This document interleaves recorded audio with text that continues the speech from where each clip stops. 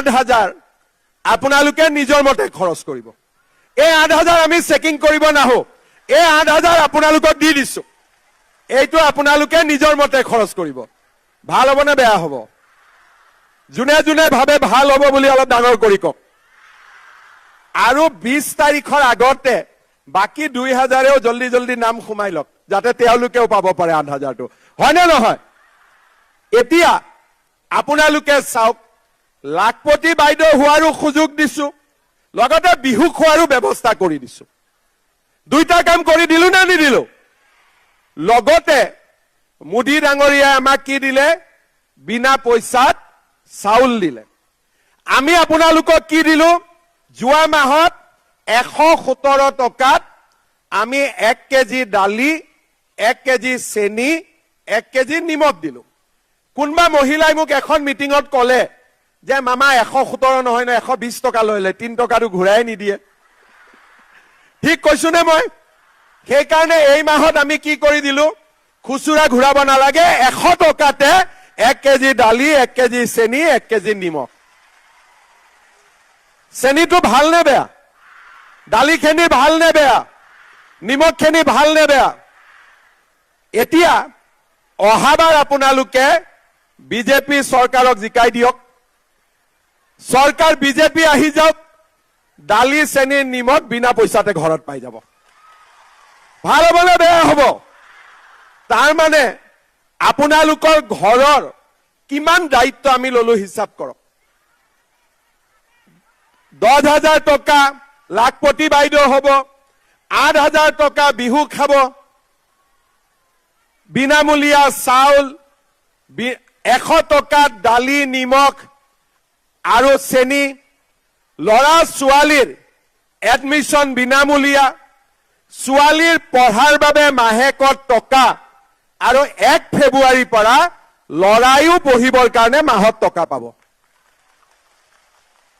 তাৰমানে আপোনালোকৰ চিন্তা নোহোৱা হৈ গ'ল নে নাই? এতিয়া আগতে যেতিয়া আমি সৰু আছিলো, ঘৰত কোনোবা গেষ্ট আহে, মায়ে বাতিটোলৈ ওচৰৰ মানুহৰ ঘৰত যায়, কিয়? চেনি নাই। এতিয়া আপোনালোকে কষ্ট কৰিব নালাগে, অন্ততঃ 1 কেজি চেনি চৰকাৰৰ পৰা পাবই। দালি চাউল গেলামাল দোকানৰ পৰা বাকী আনিলে পইচা ঘূৰাই দিয়া নাই, কুট কুট কাট কাট কৰি থাকে। এতিয়া দৰকাৰ নাই, বিনা পইচাতে পাই গ'ল। ল'ৰা ছোৱালী পঢ়িবৰ কাৰণে আগত টকা ধাৰ ল'ব লাগে, সুতত টকা ল'ব লাগে, সেইবিলাকো কৰিব নালাগে।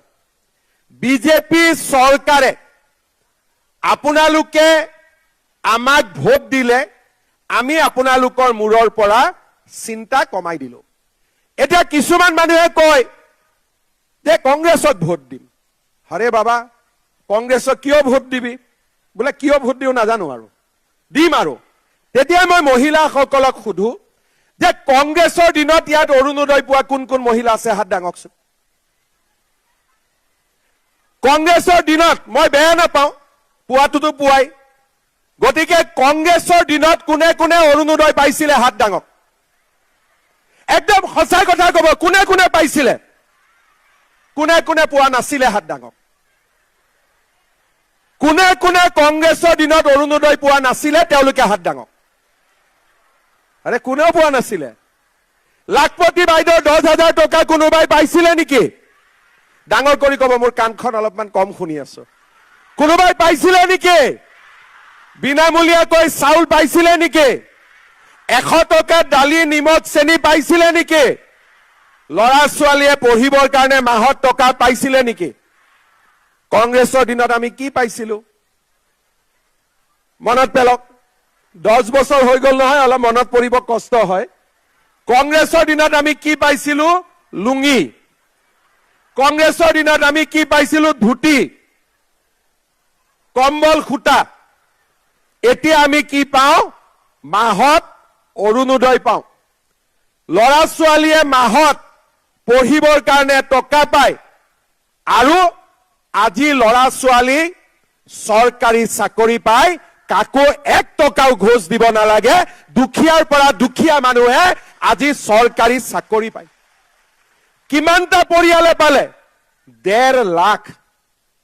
1.5 লাখ দুখীয়া মানুহৰ ল'ৰা ছোৱালী আজি কাকো 1 টকা নিদিয়াকৈ চাকৰি পাইছে। এতিয়া ল'ৰা ছোৱালী আমাক সোধে যে মামা কামাণ্ডো কেতিয়া ওলাব, ফৰেষ্ট কেতিয়া ওলাব, স্কুল প্ৰাদেশিকৰণ কেতিয়া হ'ব। আজি মানুহৰ মনত আশাৰ বন্তি জ্বলিছে যে আমাৰ অসমখন আগুৱাই গৈছে, মুখ্যমন্ত্ৰী আমাক দিব পাৰিব আৰু আমি কাকো 1 টকা দিব নালাগে, মামাৰ দিনত আমি পঢ়া শুনা কৰি চাকৰি পাম। নেকি? কোনে কোনে পাৰিব হাত ডাঙক। তেতিয়াহ'লে অলপ ডাঙৰ কৰি কওক, আপোনালোকে পাৰিবনে নোৱাৰে? পাৰিবনে নোৱাৰে? পাৰিব। আৰু এই আঁচনিখন আমি কিয় কৰিছো? যাতে আপোনালোকো লাখপতি বাইদেউ হ'ব পাৰে। আমি কেনেকে লাখপতি বাইদেউ হ'ম? প্ৰথমতে আজি আমি 10,000 টকাৰ চেক ল'ম। নে নললেও হ'ব? আজি নললেও হ'ব নেকি বাইদেউহত? লাগিব নে নালাগিব? আজি এতিয়া 10,000 টকাৰ চেকখন লৈ গৈ বেংকত জমা দিম আৰু এই টকাটো আমি কেনেকে ব্যৱহাৰ কৰিম? প্ৰথম আমি টকাটো ললো, গ্ৰুপৰ সদস্যসকল লগ লাগিলো, টকাটো গোটৰ একাউণ্টত দিলো। যাক যেনেকে দৰকাৰ গোটৰ পৰা টকা ধাৰ ললো আৰু আমি ব্যৱসায় কৰিলো। 2, কিছুমানে গোটত দিব, কিছুমানে ভাবিব যে আমি গোটত নিদিওঁ। কোনো কথা নাই। আমি কি কৰিম? নিজে টকাটো ব্যৱহাৰ কৰিম। হাঁহ কুকুৰা, ছাগলী, তাঁতশাল, মৌ-মাখি, সৰু দোকান, সূতা কিনিলো, নিজৰ ঘৰৰ ফিচাৰীৰ বাবে মাছ কিনিলো। আমি ধুনীয়া কৰি 10,000 টকাটোৰ ব্যৱহাৰ কৰিলো। 3 নম্বৰত কিছুমান মহিলাই ভাবিব যে মই নিজে কৰিম, টকাটো যদি আকৌ ব্যৱহাৰ নহয়, বেয়া হৈ যায়, তেতিয়া আমি কি কৰিম? আমাৰ ঘৰৰ মানুহজনৰ যি ব্যৱসায় আছে তাতে আমি এই 10,000 টকাটো লগাই দিম। ঘৰৰ দোকান আছে, ৰিক্সা ভাড়াত চলাই ৰিক্সা এখন কিনি ল'ম। পাইকাৰী ব্যৱসায় কৰে, ব্যৱসায়ত 10,000 টকা দিম। 2টা গৰু আছে, আৰু এটা কিনি দিম। আমি ঘৰৰ মানুহজনৰ ব্যৱসায়টো টকাটো আমি খৰচ কৰিব পাৰো।